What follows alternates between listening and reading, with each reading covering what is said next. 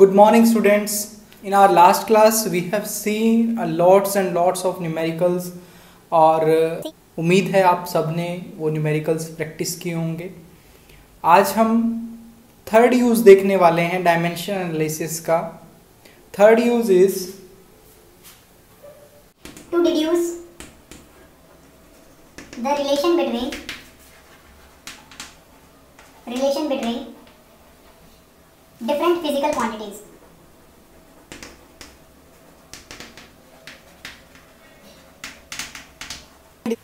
So students, we can derive relation among different physical quantities if their dependence is known.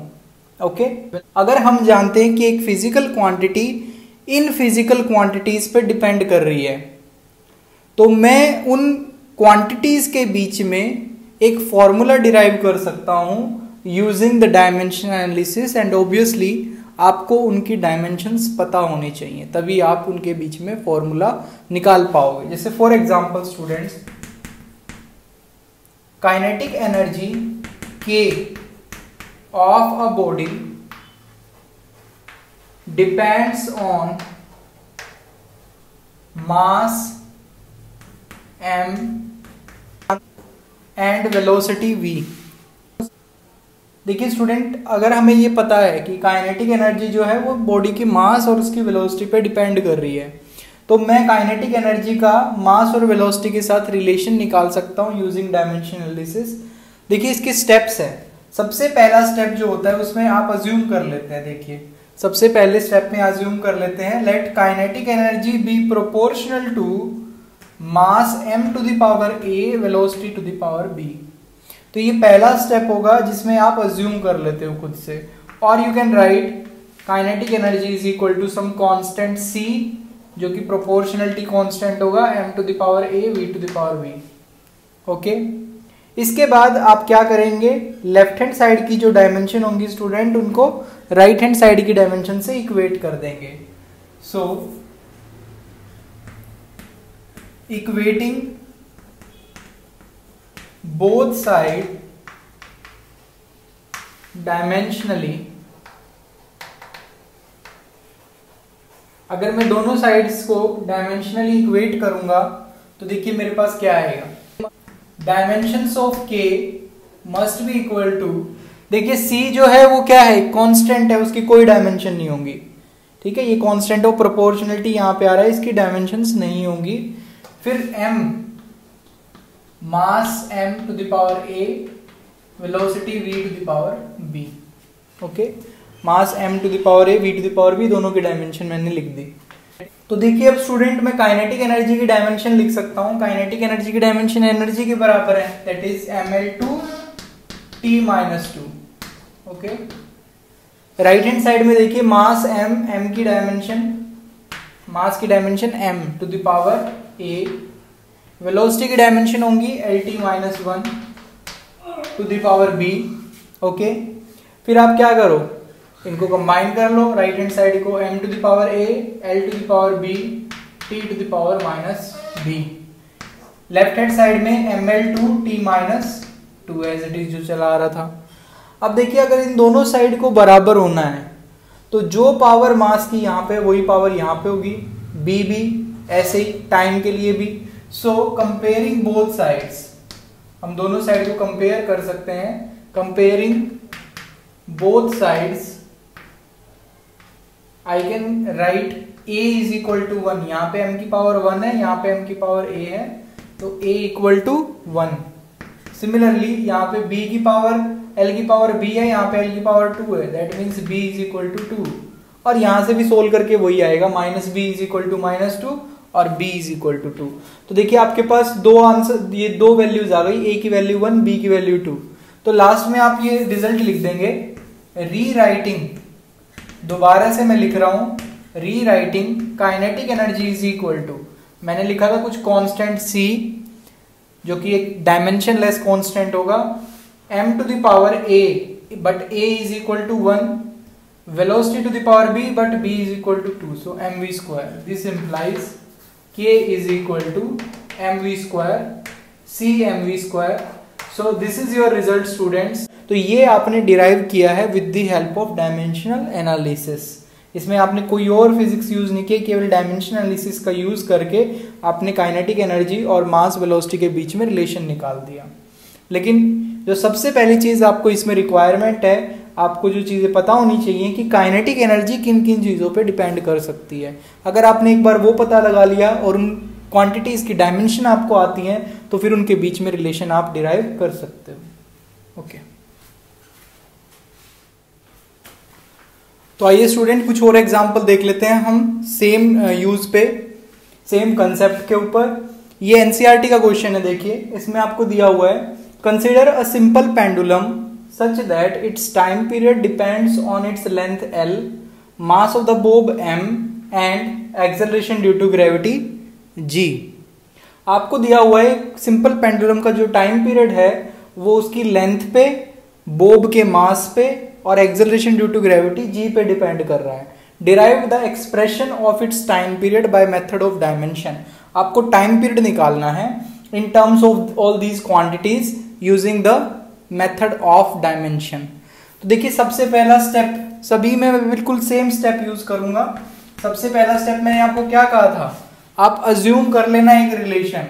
तो सबसे पहले मैं मान लेता हूं let time period is proportional to, मैं टाइम पीरियड को प्रोपोर्शनल मान रहा हूं L to the power a, that is length, L to the power a, mass of the bob m to the power b and acceleration due to gravity that is g to the power c। सबसे पहले step में मैंने ये assume कर लिया।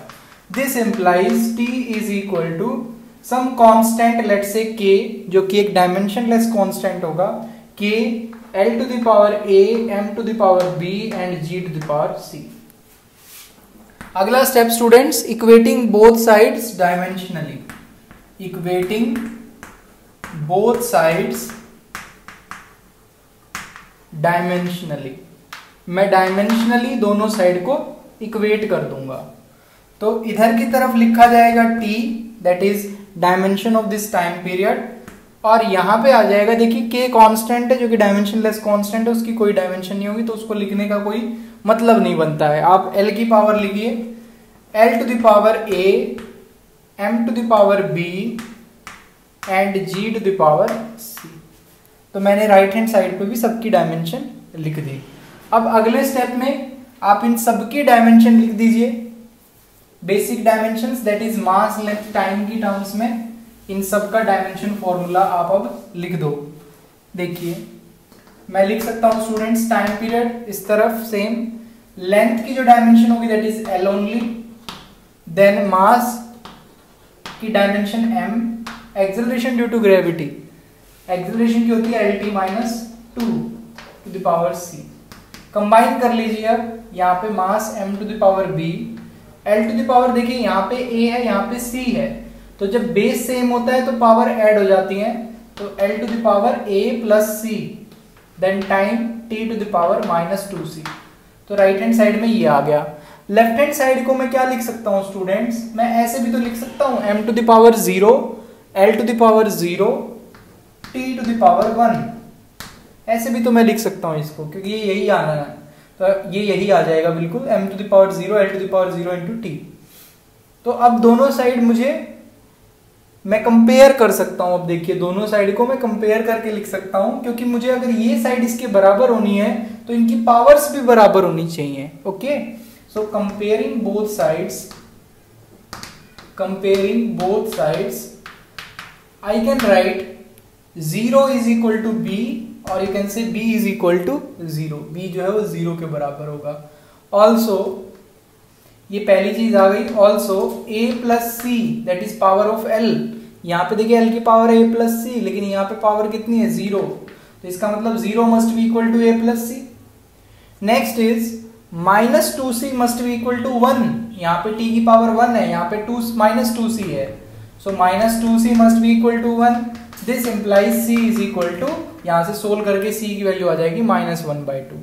इस c की value को अगर आप उठा के इस इक्वेशन में डाल देंगे, यहाँ पे अगर आप पुट कर देंगे इस c की वैल्यू को, तो a -1/2 कितना आ जाएगा 0, जब आप c की वैल्यू यहाँ पे डाल दोगे, और a is equal to 1/2। Fine. देखिए स्टूडेंट, यहां से सोल्व करके आपको तीनों की वैल्यू मिल गई। b is equal to 0, c is equal to -12 and a is equal to half. तो तीनों की वैल्यू मिल गई। तो लास्ट में क्या लिखते हैं हम? रीराइटिंग। दोबारा से मैं लिख रहा हूं, देखिए, rewriting the result, rewriting t is equal to some constant k l to the power a, लेकिन a आपका कितना आया है? Half. Okay, m to the power b, but b is equal to 0 and g to the power c, लेकिन c कितना आया है? -12। तो रिजल्ट जो आपके पास आ रहा है निकल के k l to the power half divide by, देखिए -12 है, नीचे आके हाफ हो जाएगा पावर।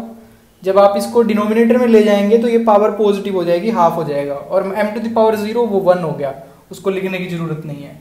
तो इसका मतलब स्टूडेंट्स, सोल्व करके आपका टाइम पीरियड आ रहा है सम कांस्टेंट k, हाफ की पावर को हम रूट में भी लिख सकते हैं, रूट की टर्म्स में लिख सकता हूं मैं, दोनों की पावर सेम है तो √L/g में इसको लिख सकता हूं। So time period comes out to be k √L/g। इसका मतलब टाइम पीरियड L और G पे इस तरीके से डिपेंड करेगा, and it does not depend on mass at all, वो मास पे डिपेंड करता ही नहीं है, ये हमें बता रहा है ये फॉर्मूला। ओके, तो डायमेंशनल ग्राउंड पे हमने इसको सोल्व किया। देखिए स्टूडेंट्स, नेक्स्ट क्वेश्चन में आपको दिया हुआ है, if energy density force forms a fundamental system of units, find the dimensional formula of momentum in terms of these quantities. आपने अभी तक जो पढ़े हैं डायमेंशनल फॉर्मूले, वो किसकी टर्म्स में पढ़े हैं स्टूडेंट?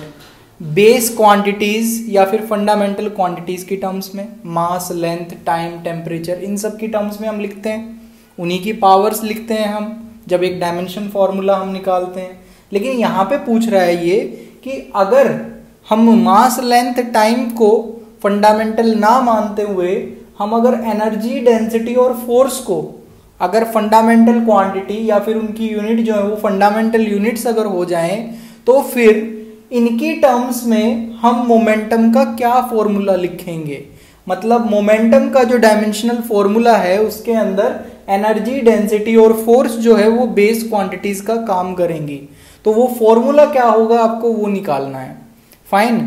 तो इस क्वेश्चन को करने के लिए स्टूडेंट आप फिर से डायमेंशनल एनालिसिस का यूज करेंगे, और अभी जो मैंने अभी रिसेंटली आपको सिखाया है कंसेप्ट, उस कंसेप्ट से ही मैं ये निकाल सकता हूं।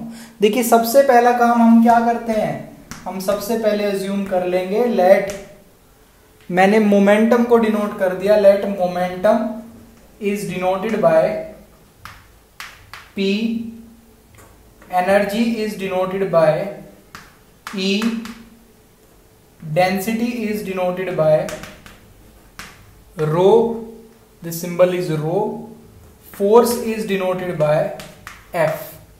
तो मैं सबसे पहले ये अज्यूम कर रहा हूं कि इस तरीके से हम इन क्वांटिटीज को डिनोट कर लेंगे। अब हम क्या मान लेंगे, let momentum P is proportional to, जो मोमेंटम P है हमारी, let that be proportional to energy E to the power A, density rho to the power B and force F to the power C। मैंने ये assume कर लिया कि momentum जो है P that is proportional to E to the power A, rho to the power B, F to the power C। ठीक है students, तो ये मैंने मान लिया सबसे पहले। अब प्रोपोर्शनलिटी जब हटाएंगे, this implies P must be equal to some constant K or E to the power A, rho to the power B, F to the power C। तो इसका जो डायमेंशन फॉर्मूला हो जाएगा, अब अगर मैं दोनों तरफ डायमेंशन लूंगा, taking dimensions on both side, तो स्टूडेंट्स जो डायमेंशन फॉर्मूला P का होगा, देखिए वो किसके बराबर होगा, K की तो कोई डायमेंशन है नहीं, ये कांस्टेंट था, E to the power A, rho to the power B and F to the power C। यही तो निकालना है स्टूडेंट, आपको P का डायमेंशन फॉर्मूला ही तो निकालना है। तो इसका मतलब अगर आप A, B और C की वैल्यू को किसी तरीके से निकाल पाए तो उनकी वैल्यू यहाँ पे पुट करके आपका आंसर आ जाएगा, that is dimension formula of P in terms of energy, density and force. तो आइए ए बी सी की वैल्यू अब निकालने की कोशिश करते हैं। तो मैं दोनों तरफ डायमेंशंस लिख देता हूं इन क्वांटिटीज की। सबसे पहले पी की डायमेंशंस क्या होंगी? पी की डायमेंशन होंगी, P is momentum, momentum is product of mass with velocity. So mass के लिए मैंने m लिख दिया और वेलोसिटी के लिए lt-1। सो मोमेंटम की डायमेंशन होगी mlt-1 is equal to energy e to the power a, इसको अलग अलग करके लिख देता हूं मैं dimensions, rho to the power b f to the power c। Okay, so energy की डायमेंशन अभी हमने देखी थी ml2t-2 raise to the power a।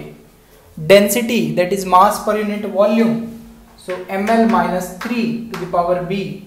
Force की dimension mlt-2 to the power c। तो ये इन तीनों की डायमेंशन मैंने लिख दी और a b c जो इनकी पावर्स थी उनसे इनको इस तरीके से मैंने लिख दिया। अब कंबाइन कर लेते हैं। देखिए मास की पावर यहाँ पे a है, m to the power a, यहाँ पे m to the power b है, क्योंकि ब्रैकेट के बाहर है तो सबकी पावर्स यही, इससे मल्टीप्लाई करना पड़ेगा b से आपको, m to the power c। तो जिनका बेस सेम होता है उनकी पावर्स ऐड हो जाएंगी। So this will be m to the power a plus b plus c। सबसे पहले ये आ गया हमारे पास।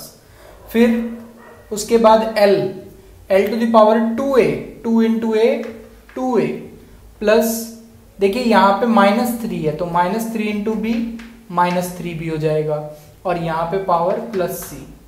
Next time t -2a -2c, so this is -2a -2c।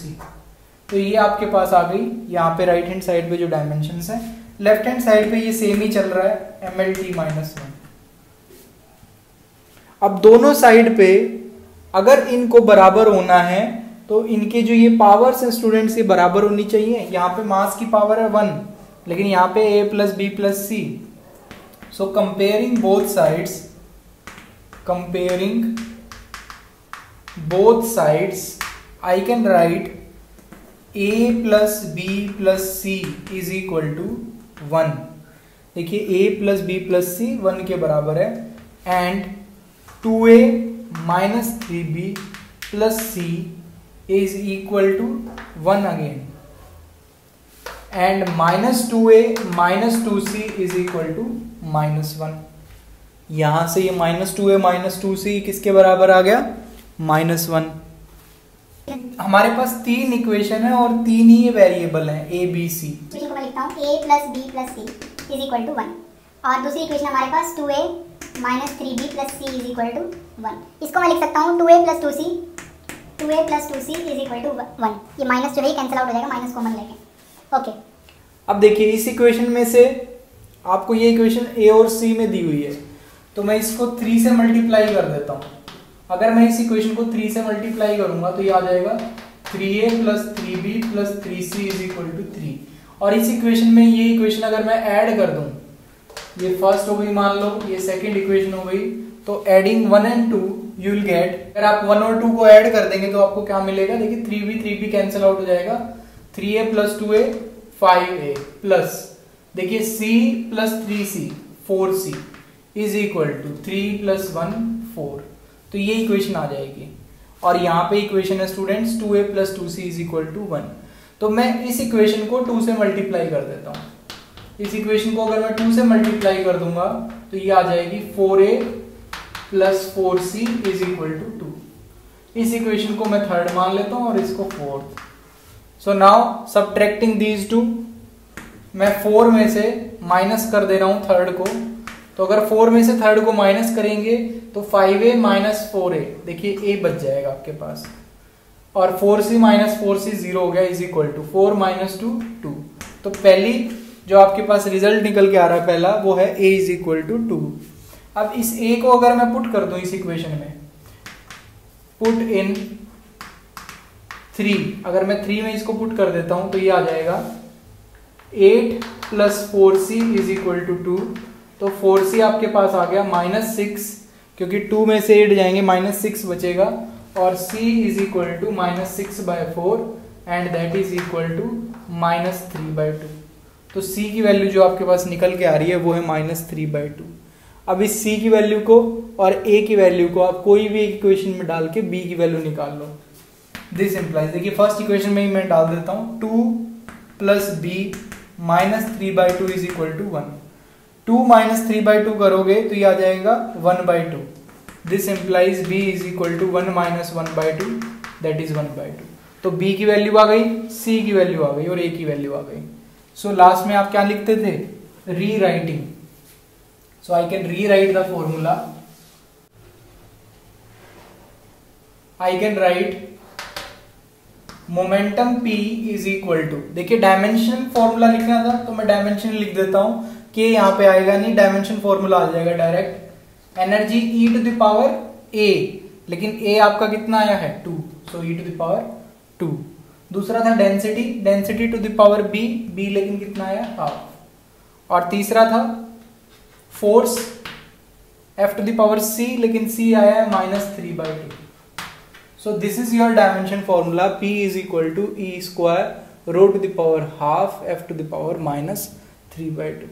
तो ये डायमेंशन फॉर्मूला हो जाएगा मोमेंटम का।